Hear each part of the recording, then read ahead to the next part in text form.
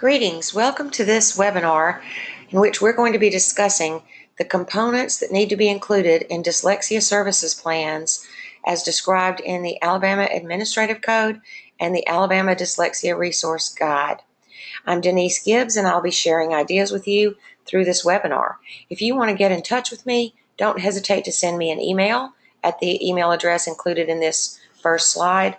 And you may wish to visit the Alabama Scottish Rite Learning Center's website if you would like for me to schedule a webinar for you at your school system or your school regarding any of the topics that might be of interest to you in the area of dyslexia. This webinar has been designed to provide you with professional development that's consistent with the professional development requirements included in the dyslexia amendments of the Alabama Administrative Code. Throughout the slides, you're going to see references to the exact place in the Administrative Code where some of the information can be found, and this is what the reference looks like, where you see AAC Rule 290-3-1. That gives you the exact place in the code where, in this case, professional development is described. Let's talk today about the conversations that your PST teams need to have following the dyslexia screening as they review the results of those screenings and make some decisions about how to best serve children in view of the dyslexia screening that's been completed.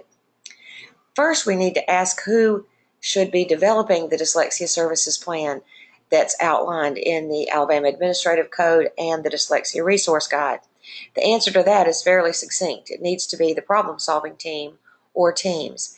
We have found in the past that it works best in many schools, if you have a grade level problem-solving team, so that for sure the teachers who are involved with students would be making these decisions, reviewing this data, and deciding the important components of the plan.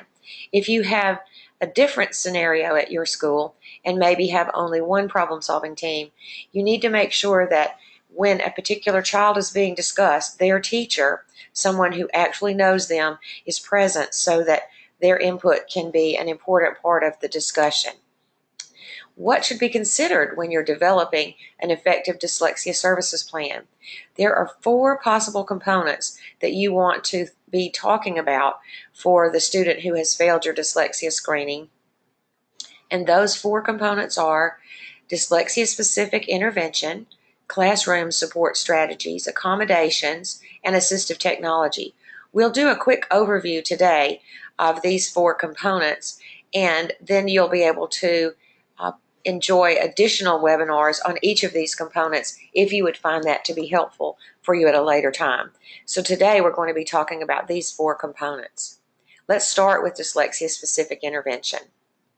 Dyslexia-specific intervention is defined in the Alabama Administrative Code, and as you can see from this slide, it is quite a long definition, but every piece of it is an important element that you need to consider as you select a dyslexia-specific intervention that would be used by children who have failed your dyslexia screening. It might be a good idea if I make a little side note at this point to sort of give you a qualification. If I refer to children with dyslexia in this webinar, I want you to hear me say children who failed your dyslexia screening. There is a difference. Through our dyslexia screening, we do not diagnose dyslexia, so they are not technically children with dyslexia. We would need to do a complete dyslexia evaluation to make that kind of diagnosis, and that kind of diagnosis is not needed, necessary, nor even recommended when you are beginning to implement your dyslexia services through RTI. All that's needed at this point is for us to know that the student has failed the dyslexia screening. We talk about that in a separate webinar where we're talking about dyslexia screening as it's being implemented in schools across Alabama. So back to the definition of dyslexia-specific intervention. Important elements in this definition include that we have to make sure that the intervention that we are using is evidence-based, that it targets not just reading, but reading, writing, and spelling instruction, and we do this through multisensory instruction. We'll combine children being able to read while they're writing, and to write as they write, to read what they're writing, and to, as we spell, we'll be speaking the letters out loud as we're writing those letters, doing a lot of multisensory strategies. And we have webinars about multisensory strategies, but you have to be sure that the intervention you're using is multisensory in nature, and that children are simultaneously using their vision, their hearing, their touch, and their movement. This is one of the hallmarks that will set a dyslexia intervention apart from an intervention that might be a good intervention, but not one necessarily that would qualify as a dyslexia-specific intervention. So you can also see that dyslexia-specific intervention, has to employ direct instruction. It has to be systematic and cumulative. There has to be a scope and sequence, and it has to move from easiest to most, and the most basic elements, to progress methodically into more difficult material. And never do we introduce a concept that we have not laid the groundwork for. Each step in your dyslexia intervention is going to be based on what you've already learned. Concepts are systematically reviewed, and we cycle back through things that we've taught. One of the hallmarks of children who fail dyslexia screenings is that they often seem to understand, get, or be ready to use a particular concept, like a phonics pattern or something like the "now I can do" short E words, and then all of a sudden down the road it appears that they seem to have forgotten that. So to counter that, dyslexia specific interventions are designed with lots of internal reviews. So we want to, and the intervention components will be all of the 5 areas of language, including, and in addition, it'll have specific emphasis on syllable structure and morphology. So you can see that we've got lots of things to think about when we're choosing a specific intervention that's designed to meet the definition of dyslexia-specific intervention in the Alabama Administrative Code. In trying to make this easy for districts, in the Dyslexia Resource Guide, we've provided a number of examples of dyslexia-specific interventions. This is not an inclusive list by any means, and districts are certainly welcome to go beyond the ones that are listed in the code, and there's really no effort on the part of those working on the resource guide to include all of the possible dyslexia specific interventions. We're giving you instead representative examples of types of dyslexia specific interventions. You can kind of think of the ones that are in the resource guide as being kind of vetted. If you choose a dyslexia specific intervention that is not listed in the dyslexia resource guide, we have recently put in the resource guide a dyslexia specific intervention checklist that you could use to fill out and go through and systematically review the information that you find on the intervention you're considering, to make sure that it does in fact meet all of the components of dyslexia specific intervention. And here's what that checklist looks like. Again, you can find this checklist and all of the forms that we're going to be talking about today in the Dyslexia Resource Guide. So let me let you take a look at this. You can see that we've got a place for you to cite any evidence that you're able to find that the intervention you're considering is evidence-based, how it is multisensory, making sure that it does in fact include direct instruction, targeting not just reading, but reading, writing, and spelling, that it is systematic and cumulative in nature, and you can see the other things on our dyslexia checklist to make sure that the dyslexia intervention that you're selecting meets all of these requirements. If you choose an intervention that is in the resource guide, you'll, and here you see the cover of the Dyslexia Resource Guide. If you choose an intervention that's in the resource guide under dyslexia-specific interventions, you can assume that it's already been vetted, and you may wish to do one of the checklists, but you certainly wouldn't need to feel compelled to do that. Now, who delivers the dyslexia-specific intervention is another question we need to talk about. It needs to be an individual, based on what's in the code, who has expertise in providing dyslexia-specific interventions and who is a dyslexia interventionist. These are the 2 passages in the administrative code that refer to who does the dyslexia intervention, and you can see that when we're talking about the dyslexia interventionist in section 20G that we've got two different ways for a person to become a dyslexia interventionist. They can participate in the certification training course that may have been provided, and certification training courses are very specific, and they are sanctioned or recognized by the International Dyslexia Association, and the State Department provides a certification training course for teachers with very little cost to districts for teachers to participate in those courses. They usually train about 20 to 50 maybe teachers every year, and those cohorts begin their work in the summer. You should receive information from the State Department sometime in the early spring of each year regarding getting the information together to have a teacher in your district sign up for the certification training course provided by the Alabama State Department of Education. So that's one way to be a dyslexia interventionist.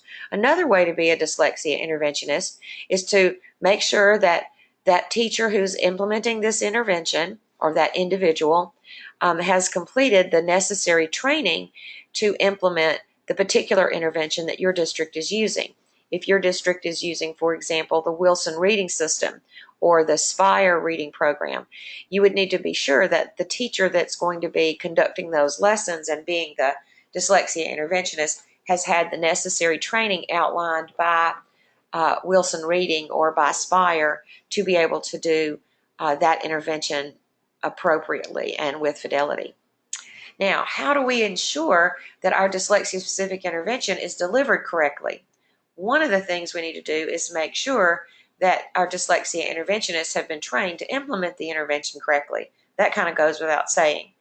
We also want to make sure that the schedule that we design meets what the publisher recommends in terms of how often the intervention needs to be delivered and in what time intervals the intervention. How long do the intervention sessions need to be?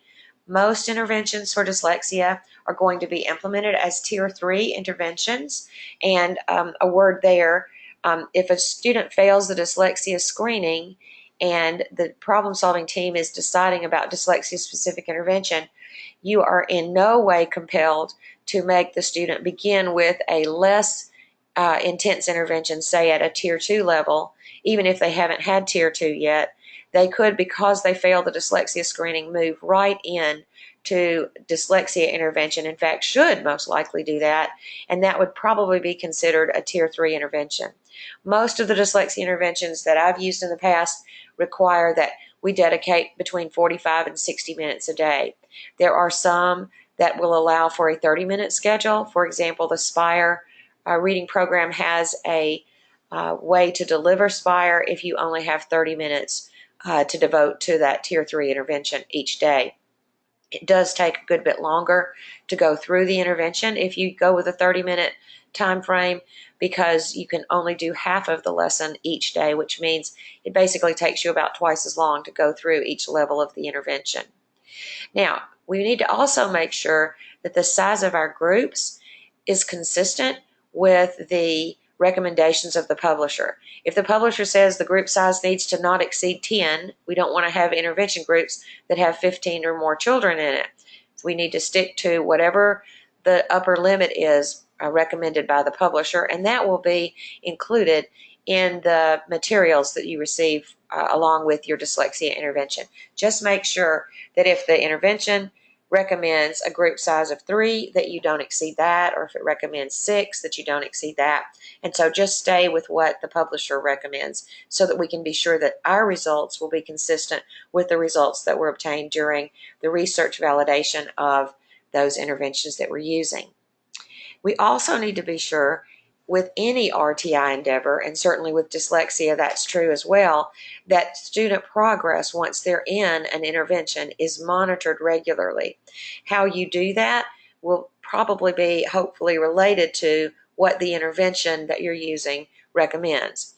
Some interventions for some dyslexia-specific interventions include progress monitoring tools built right into the intervention program itself. But we need to adhere to whatever recommended schedule for progress monitoring our district is using, and also that comes with our dyslexia specific intervention. We want to be sure that data from progress monitoring is collected and analyzed and reviewed by the problem solving team.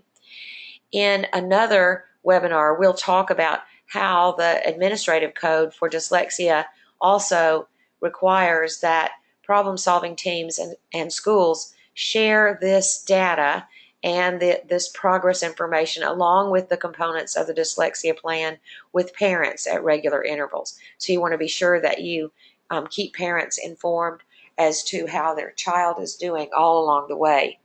Now, the last suggestion that I would make to you is, based on experience in implementing Tier 3 interventions in many states, including Alabama, is that I think it's very important when someone is implementing intervention, when they're an interventionist, that someone who understands how the intervention is supposed to be delivered has an opportunity periodically to observe the interventionist, to make sure that people are not getting off track and maybe taking shortcuts that they're not even aware that they're doing. So you want someone to be available to observe your dyslexia interventionist. In some states, they have mandatory numbers of observations of interventionists at every tier. We don't have that in Alabama, and I don't think that's necessary. But we do want to have some way to be able to discuss that we are certain that the intervention is being delivered correctly, because if the student is not making progress, we need to be sure that it's not based on the fact that the intervention was not being done correctly, but instead is based on the fact that the student is truly not responding to this high-quality dyslexia-specific intervention. So something along the lines of the 5 bullet points on this slide will help you, I think, have the very best outcomes for your dyslexia intervention. On this slide, you're seeing the specific examples of dyslexia-specific interventions that we have included in the Dyslexia Resource Guide as of this summer of 2016. And on this slide, we have links that are live that you can click to go and get the information that you desire about each of these interventions. The only one I want to warn you about or caution you about is Take Flight, which was developed at the Texas Scottish Rite Hospital. To be able to implement that particular intervention, an individual has to be participating in one of those certification training courses. In Alabama, we've been referring to these courses as MSLE, Multisensory Structured Language Education courses, and you have to be either taking part in that or have completed that to be able to purchase Take Flight. All right, before we move on to the next thing, I do want to make a statement to you a little bit about secondary students and dyslexia-specific intervention. Yes, there are dyslexia-specific interventions that are designed to meet the needs of older students, and we want to be sure that we look at some of those as we are considering interventions for all the children at all different grade levels in our school system. So there are dyslexia-specific interventions, and they're not necessarily the same ones that we would use for students in early elementary grades, thankfully.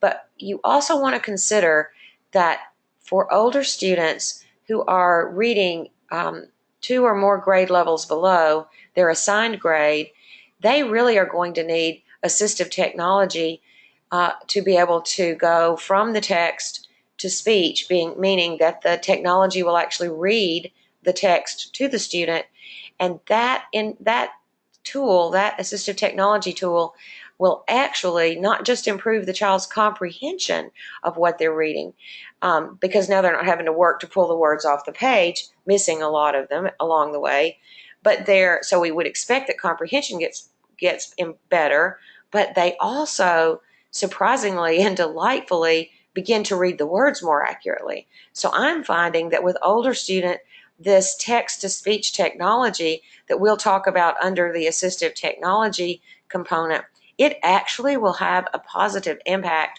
on the student's reading accuracy, and that's just a great bonus. And so I've come to think about this text-to-speech technology as really one of the dyslexia-specific intervention components for older students. So you want to just keep that in mind. All right, let's talk a little bit about classroom support strategies. Classroom support strategies are going to be in different parts. We're going to first talk about organizing the physical environment. Students who fail our dyslexia screening, a lot of times those are some of our most easily distracted students. They are sometimes confused and they're disorganized and they almost don't remember what they're supposed to be doing. They don't have that built-in executive function ability, it seems. At least it's not operating very well without some help. That executive functioning ability that tells them to pay attention to what you're doing and are you getting it and are you about to be finished or are you using your time wisely? They don't do that very well. Of course, a lot of other students don't either. One of the things that we know kind of helps with this is if you'll use some seating with that child who's having this kind of struggle so that wherever you kind of locate yourself as the teacher in the room, that child is close to you so that you can keep bringing the student back to task and make sure that they're not getting off task and failing to complete the work that you've assigned.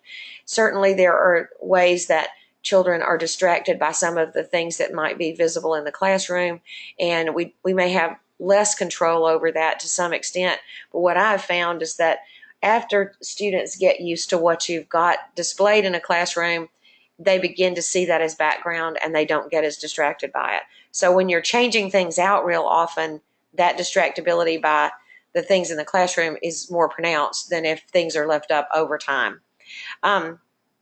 Okay, so sometimes students who fail our dyslexia screening will also have what I'm going to call orthographic issues. They'll have issues with handwriting and even remembering how to make certain letters of the alphabet. That's hard for us to even comprehend, that there could be a student as late as 4th, 5th, 6th grade and beyond who's writing something and has to say, how do you make a K anyway? And so we can overcome that challenge by making a manuscript or cursive display of letters readily available to the students. This can be in the form of just a card that's on their desk or in their notebook so that they can quickly glance down and see how to form certain letters. Students who fail our screening may have phonological issues as well. They haven't really got it figured out necessarily what different letters do in terms of the sounds that they represent. Key words that go along with the graphemes or the letters can be very useful, and you might find some little charts that would be available to the student, put it in their notebook the same way we did the orthographic charts. Morphological issues, with that I'm referring to the student's ability to think about words, including their prefixes and suffixes and the root words and the base words, and sometimes children don't see these words in those chunks and aren't readily able to think about these words as being all the unwords or all the ness words. And so having prefix and suffix charts available can also be helpful. And these don't have to be obtrusive kind of displays if you're working with students in a grade where it would seem very unusual to have that visible on the wall. Having it available in the student's notebook or on the student's desk in some way, in a sheet protector or however you want to do that, can make it so that the student can very unobtrusively use these tools to overcome some of their challenges. Just ways that we can organize their physical environment to support them. They also students who fail our screening may also have a real problem of getting off track and kind of forgetting the sequence of what they're doing because of some memory issues that they're having. Bulleted instructions about first do this, then do this, then do this can be helpful as well. I want to talk briefly about the emotional environment for students who fail our dyslexia screening. A lot of times these children are going to have encountered repeated failure early in their school experience. And because of that repeated failure, they're going to have developed kind of an emotional reaction, and then that may result in a social set of behaviors that they have taken on almost as a defense mechanism. And so they may be a student who has completely shut down, and they give themselves this kind of negative self-talk that you see listed a little bit further down in the slide. And they may, even in that learning environment, experience fear and anxiety and even shame. And so when they are confronted with a task, we wouldn't think about this, but they may literally shut down just at the mention of read this paragraph or write this summary. They've experienced that they can't do that, and because they don't think they can do that, they may just completely shut down. A lot of times when we're working with students who are a little bit older, we as teachers have this notion that it's not just that it's more that they won't do it than that they can't do it. And we may not realize that back when that child was very young and just trying to get started, they very much tried to do. And that it wasn't that they are a won't do child, but really at that point they were definitely a can't do child. And because they were can't do because of the dyslexia challenges that didn't get identified maybe early on in the past, now they have become a child who is shut down and literally won't try. It's so much easier if you're a student who struggles to give up and decide, I'm just not going to try that anymore, because if I don't try, then that's better than trying and failing. And children, I think, believe, sadly, that it's better to be bad and seen as a kid who won't try to do his work than to be a child who can't do his work. And then maybe his friends might think that he's not smart. So better to be seen as bad than not smart. Okay, we're going to talk about in some other webinars some strategies of how you can help a child overcome some of these impacts of their emotional environment. And there's a particular webinar called Brain Friendly Classrooms, More Success and Less Stress, that was completed by a colleague whose name is Hetty Johnson, and that's Hettie Johnson. And we're going to have some webinars from Hetty available, and she really specializes in this particular area of the emotional climate in the classroom. So after we've gotten past the physical and emotional climate in our classroom, we need to get very specific about creating a climate in our classroom in which we use a lot of multisensory teaching. And we refer to these as MSLE, and that stands for Multisensory Structured Language Education. And there are a wealth of these kinds of strategies that can be used in grades K through 12 as part of core or tier 1 instruction. And it can also be that these strategies would be useful in some of your small group differentiated instruction that might, particularly in upper grades, be thought of as their tier 2 intervention. Now, I want to make sure that we're very clear that these strategies that we're talking about would never be put together to be what we would think of as a dyslexia-specific intervention, because they're not going to follow a curriculum. They're not going to follow that kind of scope and sequence, but they are very helpful to support what we're doing in tiers 1 and 2, not to take the place of dyslexia intervention in tier 3.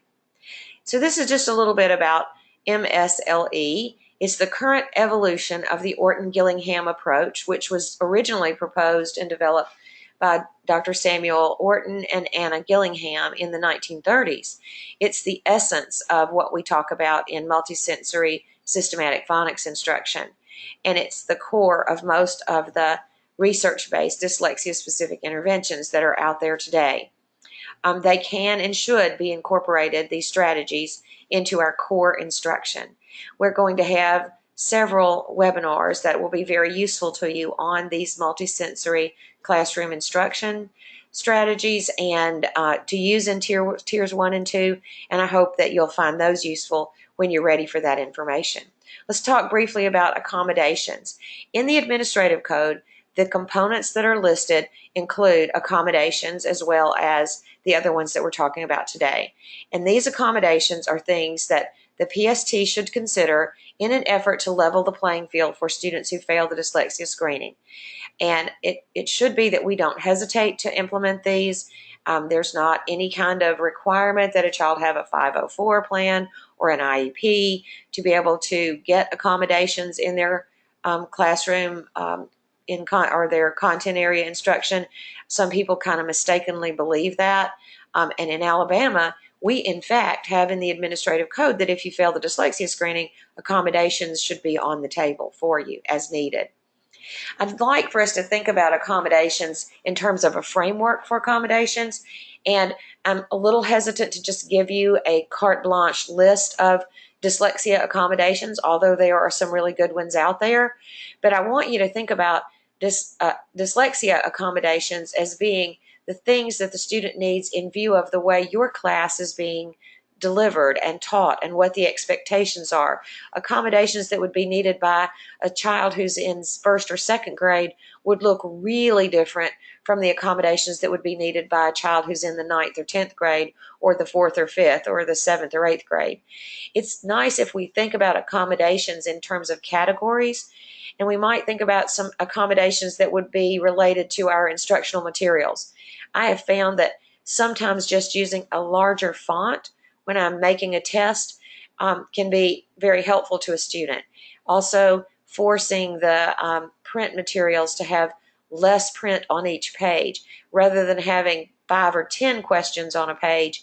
If that's what I'm doing, it'd be helpful if I had maybe 3 or 4 and used a larger font. I've referred to a sans serif font. Sans serif fonts, as you know, don't have the little curly things on each letter that make the letters harder to discriminate. It makes letters close up and look like something else. And I don't think that's just helpful to students who fail dyslexia screenings, but I think that's helpful to everybody. I usually use Arial. You're looking at Arial, rounded, bold throughout most of this presentation, and it's kind of my preferred font for students as well. Accommodations involving interactive instruction. A lot of times we require students to copy things from the board, and that makes the student have to look up at the board and then look back down at their paper.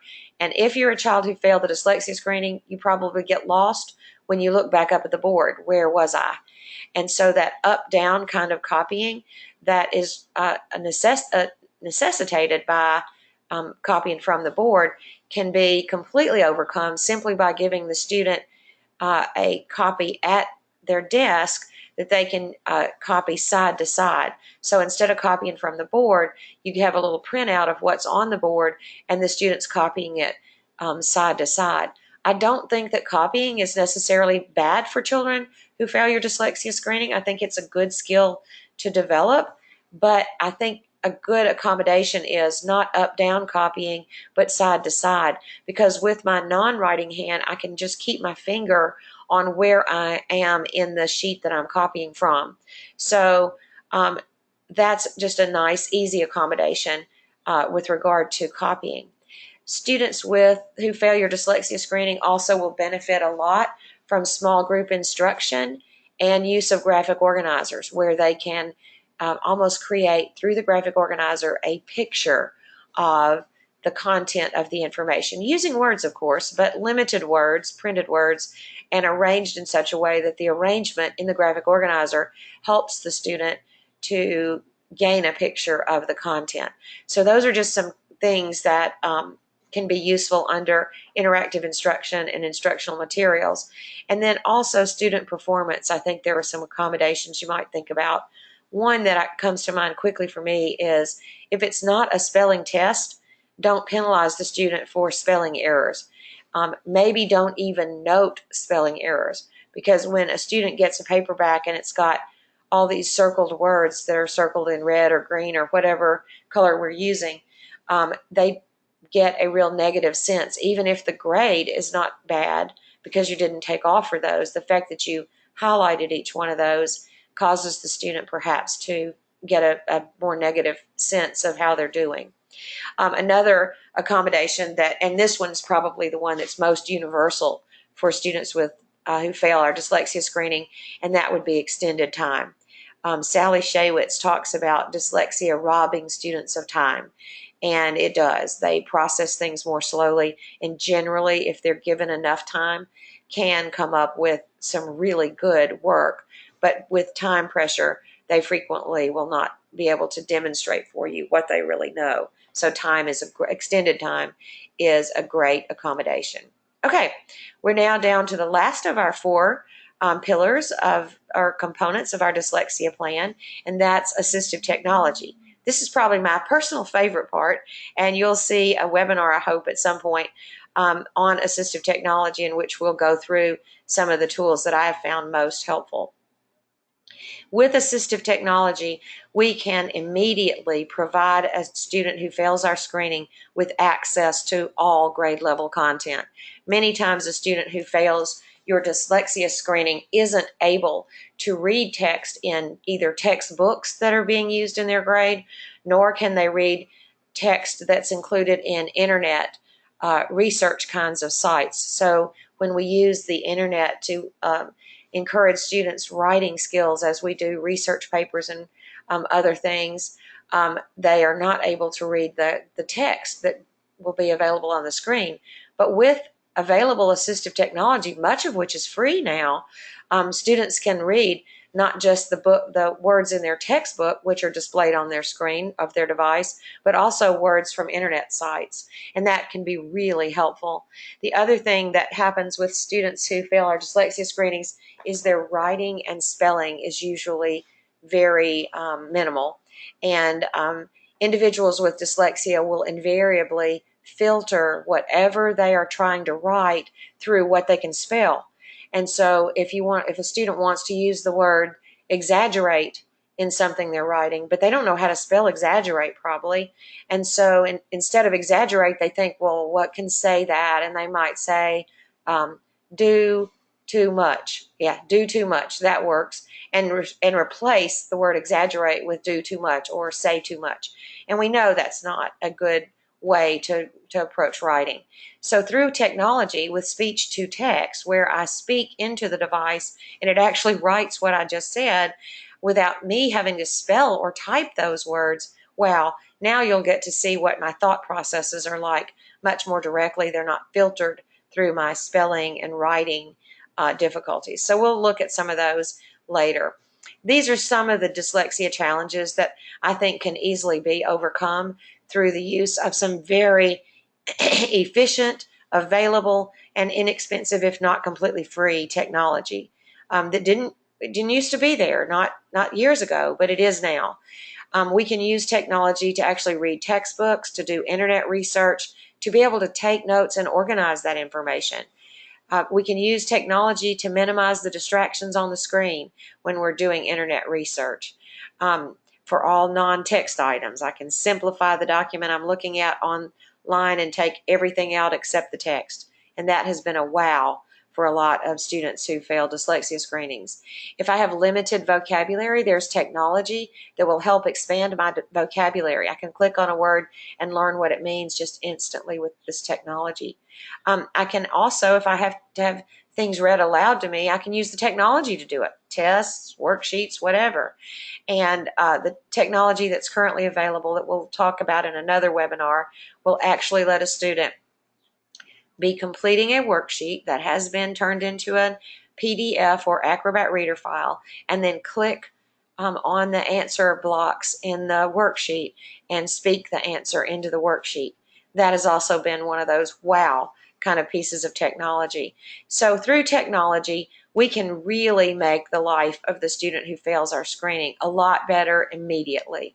The interventions will take time to have the outcomes that we need. But in the interim, while we're working hard to help you get to grade level proficiency in reading, through technology, we can help you be successful in the classroom right now. And going into your adult life, technology, if you're a child who failed the dyslexia screening, technology is going to be an indispensable tool. So we have, as I said, webinars available on technology, and we'll see some demonstrations of technology in that webinar. I want to thank you for taking time to do this webinar today, and we have additional webinars to help implement the dyslexia amendments to the Alabama Administrative Code. And of course, I want to always remind you of the Alabama Dyslexia Resource Guide that is continually updated. Most recently, it was updated in July of 2016, and you can look at those resources for assistance. Thank you for spending time today, and Now engage with your colleagues in some good discussion about the components of the Dyslexia Services Plan. Have a great day.